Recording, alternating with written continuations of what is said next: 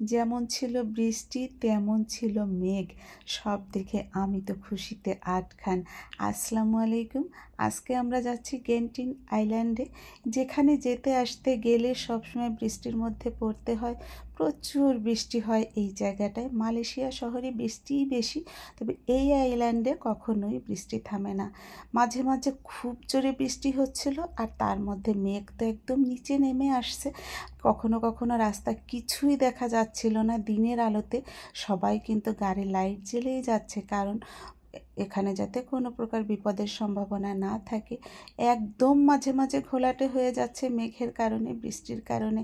খুব ভয় ভয় লাগছিল, তারপরেও বিষয়টা ভীষণভাবে এনজয় করছিলাম। আর দুই সাইডে এত গাছ ছিল জায়গায় জায়গায়। দেখেন এখানে কিছুই দেখা যাচ্ছে না। ছেলেকে তো বারবার বলছিলাম, বাবা খুব সাবধান। পার্কিংও পাওয়া যাচ্ছিল না, অনেক কষ্টে আমরা একটা পার্কিং পেয়েছি। আর এই যে এসে দেখি এই অবস্থা। কি যে সুন্দর ওয়েদার, আসলে মেঘ এত কাছ থেকে আমরা কখনোই দেখি নাই। তারপরে আমরা এখানটাতেই একটা বড় মল ছিল, সেটাতে ঢুকে গেলাম যে একটু এখানে আসছি, কারণ এখানে বারবার আসা যাবে না, একটু ঘুরে যাই। মলটাও ভীষণ সুন্দর ছিল। আসলে আমরা এর মধ্যে ঢুকেছি কেনবার উদ্দেশ্যে না, শুধু ঘুরবার উদ্দেশ্যে। যারা এই আইল্যান্ডে আসে সবাই এই শপিং মলটায় ঢোকে, আমরাও সে কারণেই ঢুকেছি। বাইরে আমার একদমই শ্যুট খুব বেশিক্ষণ নিতে পারি নাই।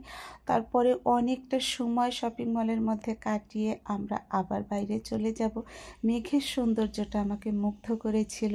জীবনের প্রথমবার মেঘ এত কাছ থেকে দেখেছি। তো যাই হোক, এর মধ্যে না অনেক গেম খেলার ব্যবস্থা ছিল, ভ্যারাইটিস রকমের। এত চিন্তা ভাবনা আমাদের দেশের মানুষের মাথায় কখনোই দেখি নাই। কত যে নিত্য নতুন গেম খেলার সিস্টেম ছিল, সেখানে আবার গিফটেরও ব্যবস্থা ছিল। তো যাই হোক, আমাদের আসলে প্রথমবার, যেহেতু যেটা দেখছি সেটাতেই মুগ্ধ হচ্ছি, মানে দেখে যেন আর শেষ হচ্ছে না কোনো কিছুই। তো আমরা একে একে অনেকগুলা ফ্লোরই ঘুরেছিলাম, সবগুলা না হলেও। চলে এসেছি আবার মেঘের রাজ্যে। অসাধারণ একটা ফিল নিয়ে এবার দেশে যাব। আসলে এটার গল্প শুনেছি অনেকবার, তবে কাছ থেকে কখনোই এভাবে দেখা হয় নাই। আশেপাশে দেখেন, খেয়াল করে কিছুই দেখা যাচ্ছে না, আর কিছুক্ষণ পরেই না একদম পরিষ্কার হয়ে গেল, সব ছকছকা। এই মুহূর্তটা যখন এখানে ঘুরছিলাম বুঝি নাই আশেপাশে কি আছে আর কি নাই।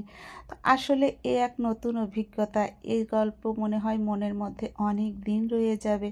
কি যে অসাধারণ ছিল সব মিলিয়ে। এর মধ্যে মনে হচ্ছে থেকে যেতে পারলে বোধহয় বেশ ভালো হতো।